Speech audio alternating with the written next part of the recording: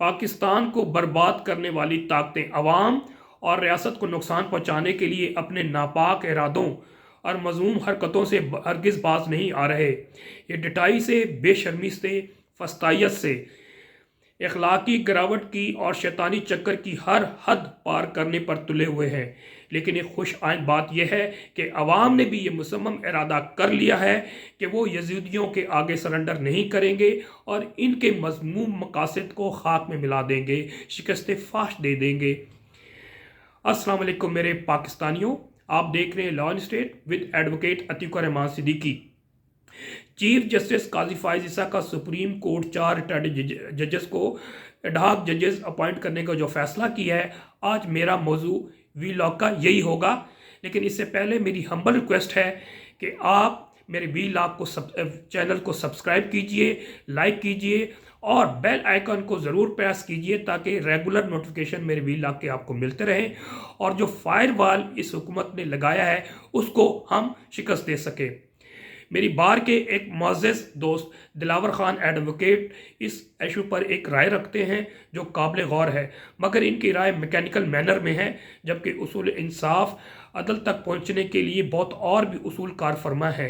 ये मुसलमान उसूल ये है कि अदल तक पहुंचने के लिए टेक्निकल इशूज़ और मैकेनिकल इशूज़ को नज़रअंदाज कर दिया जाता है। फरमाते हैं कि सुप्रीम कोर्ट में एडहॉक जजेस की तकर्री के हवाले से आइन का article 182 chief justice of Pakistan को जुडिशल कमीशन की मशावरत से ऐसा करने की इजाज़त देता है और यह चीफ जस्टिस का एक आइनी इख्तियार है। हाँ, अगर चीफ जस्टिस अपने इस इख्तियार को इस्तेमाल करते हुए आइनी तकाज़ों को मुग़ायर कोई तकर्री करे तो इसके ख़िलाफ़ आवाज़ उठाना पाकिस्तान के हर शहरी का हक है। आइन में ऐसी भी कोई पाबंदी नहीं कि 17 जजेस की मौजूदगी में ऐसी तकर्री ममनू है। इसलिए इस इशू को लेकर एहतजाज करना और तनकीद करना समझ से बालातर है। मेरे बार के एक मुअज़्ज़ज़ रुकन ने इसका जवाब इस तरह दिया है, यकीनन ये इख्तियार है चीफ जस्टिस के पास, मगर ये इख्तियार इस्तेमाल करने के लिए अभी क्यों की गई? याद आई जब एक फुल कोर्ट के मुकदमा में आप अपनी मर्ज़ी से फ़ैसला नहीं ले सके। दूसरा, एडहॉक जजेस इसी सूरत में लाए जाते थे जब मौजूदा या मुकर्रर आइनी तादाद जो जजेस के लिए मुकर्रर की गई है वो पूरी ना हो और सुप्रीम कोर्ट के रूटीन वर्क में जजेस की तादाद कमी महसूस की जा रही हो, जबकि मौजूदा सूरत हाल कतई तौर पर मुख्तलिफ है, जिससे बदनीयती का अंसर वाज़े नज़र आता है। इन्हें नज़र आ रहा है कि जब आपकी अक्सरियत नहीं है, आपके हम आवाज़ जजेस कम हैं, तो इस तरह अपनी मर्ज़ी के जजेस को लाकर इस कमी को पूरा करके इस्टेब्लिशमेंट की ख्वाहिशात की तकमील हो सकती है, बसूरत दीगर नहीं हो सकती। अब मेरी जो लीगल ओपिनियन है तो मोहतरम दिलावर भाई उर्फ लाला कश्मीरी, जिस तरह कानून में लिखा है grant of bail is a discretion of the जज, यानी अगर जज चाहे तो एक कातिल जिसके खिलाफ पुलिस सफ़ा मिसल में इसके हाथों मकतूल के कत्ल होने के वाज़े सबूत मौजूद हों तो वो अपनी मर्ज़ी इस्तेमाल करते हुए इसे चंद टकों की खातिर ज़मानत बरिया कर दे और इस तरह किसी मुल्ज़िम के ख़िलाफ़ कोई शहादत मौजूद ना हो, मगर अपनी मर्ज़ी इस्तेमाल करते हुए चंद रुपयों के लिए इसकी ज़मानत खारिज कर दे। ये अदल की मंशा हरगिज़ नहीं। आप एक अहम पहलू मज़ीद भूल गए हैं कि जज will use his discretion on the principle of natural justice, वरना आगे जो बातें आपने अपनी तरीक़ में लिखी हैं वो आपकी अपनी बातों की नफ़ी है। कहाँ लिखा है कि जुडिशल कमीशन बार कौंसिल के वकला की तकर्री करेंगे? आपने भी कानून से हटकर उसूल निस्बत और अदालती नज़ायर का सहारा लिया है, जिसकी मैं भरपूर हिमायत करता हूँ। अहल वकला मौजूद हैं और वो भी एडहॉक जज बन सकते हैं। इसी तरह अगर कोई शख्स किसी गोली या किसी आला की वजह से हलाक हो जाता है तो जब तक हलाक होने में 4 इंग्रीडियंट्स मौजूद न हो, यानी कि मेंजरिया, प्रेपरेशन, मोटिव और एक्टस रियस, तो वो कत्ल के ज़िम्मे में नहीं आता, बल्कि बाज़ औक़ात कत्ल बेसबब के ज़िम्मे में भी नहीं आता और सिर्फ हादसा कहलाता है।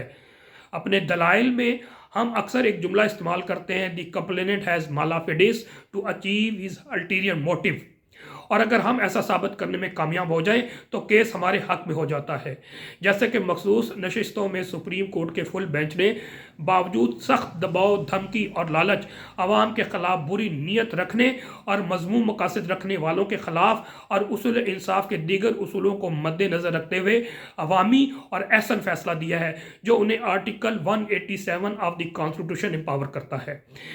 لہذا موجودہ اپوائنٹمنٹ کو میکینیکل مینر سے نہیں، تمام حالات و واقعات، تمام محرکات جس میں پاکستان کے غارت گروں کی انوالومنٹ، فائز عیسیٰ کے وہ اقدامات اور رویہ جو بطور چیف جسٹس اپنایا، میں پورے یقین اور ایمان کے ساتھ کہہ سکتا ہوں نہ آئینی ہے، نہ قانونی ہے اور نہ ہی اچھی نیت شامل ہے۔ لہذا یہ قدم محترم کا نہیں، ان کا ہے جنہوں نے یہ ملک 17 سیٹیں جیتنے والی سیاسی مافیا کے ہونڈا گردی اور طاقت کے زور پر عوام کے مینڈیٹ پر رات کی تاریکی میں ڈکیتی کر کے ناجائز حکومت بنا کر دی۔ یعنی اس وقت سب فارم 47 کی پیداوار چور ڈاکو مافیا کو عوام پر بطور بچہ جمہوریہ مسلط کر دیا ہے اور خود مداری بن کر ڈگڈگی بجا رہے ہیں۔ اب تو یہ سب بری طرح ننگے ہو چکے ہیں، تب ہی عوامی امنگیں ایک طرف اور ملک برباد کرنے والے اور لوٹنے والے چند بد کردار دوسری طرف۔ لہذا اب آپ پر ہے کہ آپ یزیدی فوج میں شامل ہوں گے یا حسینی قافلے میں، یا پھر کوفی بن کر منافقت کرتے ہوئے صرف تماشبین بن کر ظلم ہوتا دیکھتے رہیں گے۔ فیصلہ آپ پر ہے۔ اب میں 4 ججز جو ریٹائرڈ ججز ہیں ان کے بیک گراؤنڈ پر آتا ہوں مختصر۔ مقبول باقر ریٹائرمنٹ کے بعد نگران وزیر اعلیٰ سندھ مقرر ہوئے اور سندھ میں جو دھاندلی اور فسطائیت الیکشن میں مچائی گئی سب کے سامنے ہے۔ کیا عجیب نہیں کہ دھاندلی کرنے والے وزیر اعلیٰ کو سپریم کورٹ کا جج لگا دیا جائے اور پھر مداری اس کے بدلے اسے اپنی مرضی سے تماشا کروائیں۔ مظہر عالم میاں خیل ریٹائرمنٹ کے بعد مسابقتی کمیشن کے چیئرمین اپیلیٹ ٹریبونل مقرر ہیں، بلکہ ابھی کام کر رہے ہیں۔ سردار طارق مسعود، انہوں نے آرمی ایکٹس کے حق میں فیصلہ دیا اور قاضی فائز عیسیٰ کی طرف سے جوڈیشل کمیشن میں بھی مقرر ہوئے اور ہر عوام دشمن فیصلے میں قاضی فائز عیسیٰ کا ساتھ دیا۔ جسٹس مشیر عالم اس بینچ کے رکن تھے جس نے حدیبیہ ملز کیس میں شریف خاندان کو ریلیف دیا اور شہباز شریف کا نام ECL سے نکال دیا۔ اس میں قاضی فائز عیسیٰ صاحب بھی بیٹھے تھے۔ ایک اچھی خبر ہے کہ ان میں سے 2 ججز نے، مشیر عالم اور مقبول باقر نے، ایڈہاک ججز نے عوامی پریشر اور مزاج کو بھانپتے ہوئے بننے سے انکار کر دیا، جبکہ بقیہ 2 ججز فاسٹین بارگین کو قبول کر کے شیطانی چکر کا حصہ بننے کی فی الحال حامی بھر لی ہے۔ گینگم کرمنلز کی بدنیتی اور مذموم مقاصد پوری طرح عیاں ہے۔ مخصوص نشستوں پر نظر ثانی کیس، مگر اس میں انہیں ناکامی ہوگی۔ تحریک انصاف کو بطور سیاسی جماعت پابندی، اس پر بھی ناکامی کا سامنا کرنا پڑے گا۔ یہ تاریخ سے سبق نہیں سیکھ پا رہے، یہ ایوبی دور میں نہیں رہ رہے۔ اب وطن جاگ رہا ہے اور یعنی 24 کروڑ عوام جاگ رہی ہے، ایک دوسرے سے ہر وقت جڑے ہوئے ہیں۔ سوائے ملک میں مزید سیاسی عدم استحکام، معاشی عدم استحکام، عوام مزید مایوسی، معاشرے میں اخلاقی گراوٹ، ملکی اداروں کے خلاف نفرت میں مزید اضافہ، جمہوریت، عدلیہ کی مزید تباہی اور ملک کے بربادی کے سوا اس ایفرٹ سے کچھ بھی نہیں ملے گا۔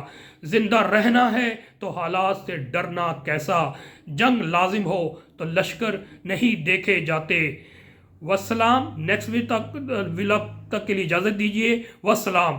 پاکستان زندہ باد، عوام زندہ باد۔